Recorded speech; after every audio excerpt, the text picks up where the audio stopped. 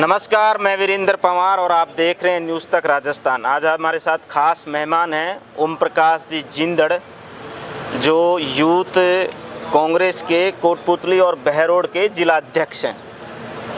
और राजस्थान कॉलेज से चुनाव लड़े थे, लेकिन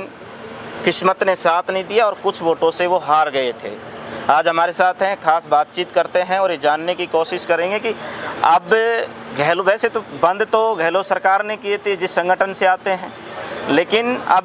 बीजेपी सरकार है तो सत्ता पक्ष से मांग कर रहे हैं कि कहीं ना कहीं छात्र जो राजनीति है, जो राजनीति की मुख्य धारा में जो छात्र आते हैं वो वहीं से आते हैं। उनसे इस बात पर भी बात करेंगे। बात इस पर भी करेंगे कि जयपुर ग्रामीण बहुत कम अंतर से कांग्रेस हारी थी, इस पर भी बात करेंगे, क्योंकि इनकी वो बनती है, जिम्मेदारी भी बनती है कि आखिर कैसे हारी थी और क्यों हारी थी, इस पर भी बात करेंगे। और खुद शायद मुझे लग रहा है कि विधानसभा का टिकट मांग रहे थे, लेकिन अब जो परिस्थितियां बनी हैं उस परिस्थितियों में ये 2026 में परिसीमन का वेट कर रहे हैं और ऐसा भी कहा जाता है कि ये पायलट के बड़े करीबी हैं। सबसे पहला सवाल यहाँ से शुरू करूँगा कि जयपुर ग्रामीण लोकसभा सीट, एक तरफ लोग कह रहे थे, मैंने कवर किया था कि एक तरफ राजा है, दूसरी तरफ रंक है। एक किसान का बेटा चुनाव लड़ रहा था, एक राजा चुनाव लड़ रहा था। आपने वहाँ के बहरोड और कोटपुतली के, आप अलवर में भी हमारा कुछ पार्ट आता है। क्या कारण रहे कि इतने कम अंतर से वो सीट हार गई अनिल चोपड़ा? बिल्कुल, बहुत बहुत धन्यवाद वीरेंद्र जी आपका, आपने मंच दिया और बात करने का मौका दिया। और मैं जब अपने लोकसभा चुनाव के बारे में बात करूं तो अनिल चोपड़ा, जो कि राजस्थान विश्वविद्यालय का पूर्व छात्र संघ अध्यक्ष रहा है, बहुत ही कर्मठ और बहुत ही जुझारू टाइप का एक नेता है, जो बहुत ही मजबूत नेता है। उसने, आप ये देखना, ये ट्रेंड रहा है कि कोई भी व्यक्ति लोकसभा चुनाव की स्पेसिफिक तैयारी नहीं करता है, लेकिन अनिल चोपड़ा पिछले 5-10 सालों से लगातार फील्ड में रह के, 10 साल से फील्ड में है। बिल्कुल, और हर आदमी के सुख दुख में, हर आदमी के जो सांस्कृतिक सामाजिक कार्यक्रम है उनमें हिस्सा लेके उन्होंने क्रिकेट के महाकुंभ करवाया, मतलब जनता से, युवाओं से डायरेक्ट संवाद उसने स्थापित किया।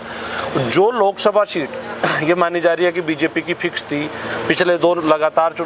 लोकसभा चुनाव में बीजेपी ने भारी अंतर से, मतलब पिछला ही चुनाव लगभग 3.5 लाख वोटों से बीजेपी ने कांग्रेस को हराया।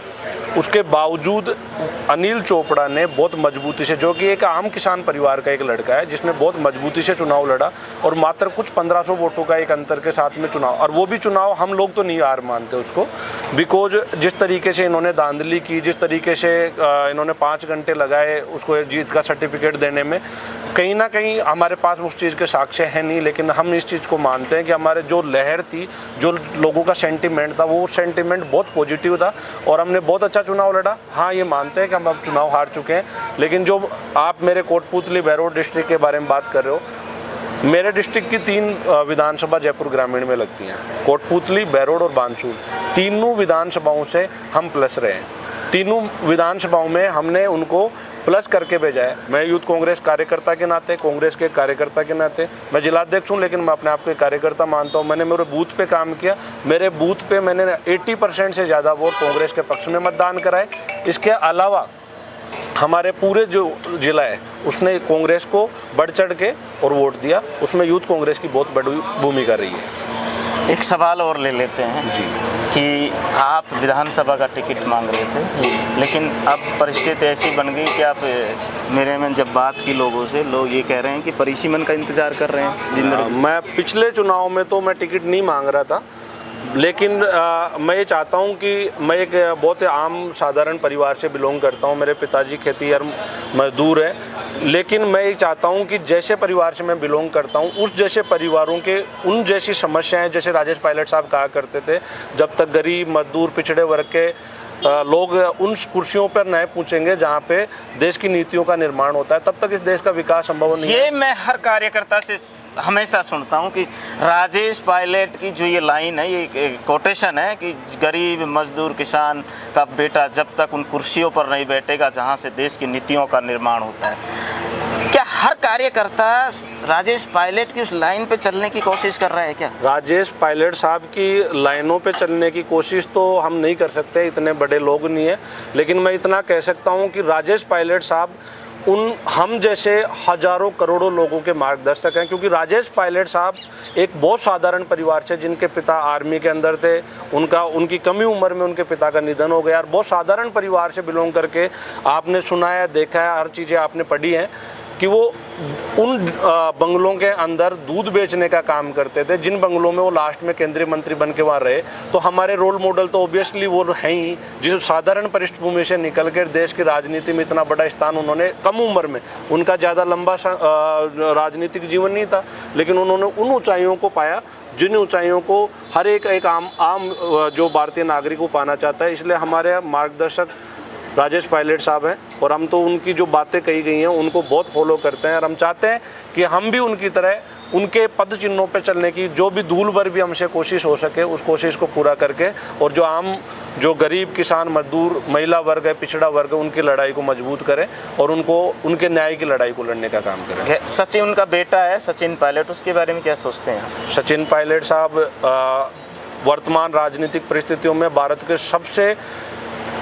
करिश्माई युवा नेता हैं, और बहुत ही मतलब एक मजबूत छवि वाले व्यक्ति हैं, जिनकी एक बहुत पढ़े लिखे सुलझे हुए व्यक्ति, और साथ में हर एक कार्यकर्ता, जो मैं ये मानता हूँ कि राजनीति में पिछले कुछ वर्षों में आप देखे होंगे कि युवाओं को जो राजनीति में प्रमोट करने का कार्य जो सचिन पायलट साहब ने किया है, उससे ज़्यादा ढंग से आज तक किसी भी संगठन, मैं अकेले कांग्रेस की बात नहीं कर रहा हूँ, सभी संगठनों में इतनी वरीयता नहीं दी गई। इसके लिए सचिन पायलट साहब को बहुत इसका धन्यवाद भी जाता है, और हम लोग तो उनको बहुत मानते हैं कि हम जैसे युवाओं को वो आगे लाकर मौका दे रहे हैं, जिससे हम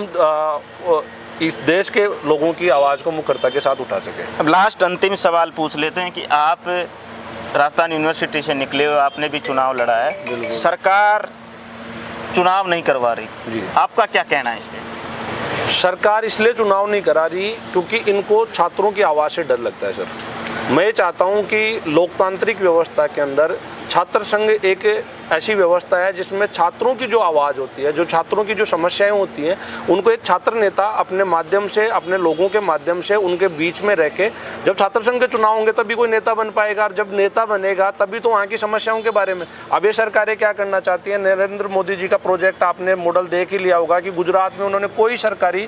कॉलेज यूनिवर्सिटी कोई भी अच्छा उन्होंने डेवलप नहीं किया। क्यों नहीं किया? क्योंकि वो प्राइवेट स्कूलिंग को, प्राइवेट एजुकेशन को करवाने चाहिए। सरकार को इनको चुनाव करवाना चाहिए, और ज़रूर करवाना चाहिए। और हमारा जो छात्र संघ का जो यूनिट है, जो NSUI है, वो मुखरता के साथ में लड़ाई लड़ रहा है। ये थे ओम प्रकाश जी जिंदड़, जो कोटपुतली और बहरोड के यूथ कांग्रेस के जिला अध्यक्ष हैं। ये भी कहीं ना कहीं सचिन पायलट के समर्थक कहे जाते हैं, और कह रहे हैं कि राजेश पायलट के पद चिन्हों पर चलने की कोशिश कर रहे हैं। अनिल चोपड़ा चुनाव क्यों हारे, उस पर भी डिस्कशन किया, और छात्र संघ चुनाव क्यों नहीं हो रहे और सरकार को करवाने चाहिए या नहीं करवाने चाहिए, उन पर भी हमने बात की। नमस्कार, मैं वीरेंद्र पंवार, आप देख रहे हैं न्यूज़ तक राजस्थान, जयपुर से।